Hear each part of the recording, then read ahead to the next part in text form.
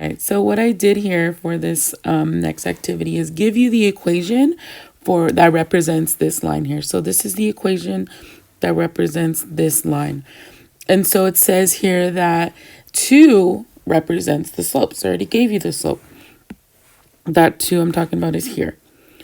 Now, what the question is asking is, how does this relate to the coordinate points that are shown?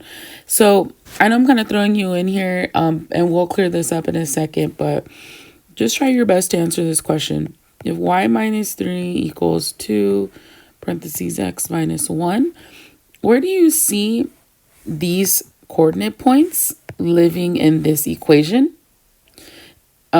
And that's just basically what I want you to think about for a second, and then just respond. So hopefully you paused the video and you responded. And so what I want you to do is, or what I want to go over is, that in this equation here, an equation like this, we're going to keep seeing throughout the rest of this lesson, tells us a lot of information. Let's say I just gave you this equation. I will know what point that this line will for sure pass through. I know that for sure it's going to pass through 1, 3. And I know that for sure my slope, or my m, is 2. Think about the y equals mx plus b form. Okay. It's kind of, looks similar to this in a little bit of ways, but this is a whole different form that we'll get back to, that we'll talk about in a second today. So what I want to be clear about before we go here, though, is some of you are thinking like, well, why are these a negative here? But in the actual point that it passes through is not negative.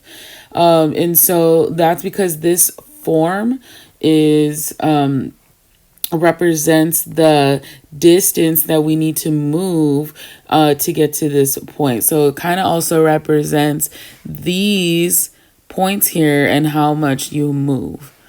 And now one more thing that I need. Oh, one more thing. How do I know which one is your X and which one is your Y? Now, one way that I like to think about it in a shortcut way is that the number that's next to X is my X value in my coordinate point. And the number that's next to Y over here is my Y value in the coordinate point. And the number that's in front here of the parentheses, that's always going to be your slope.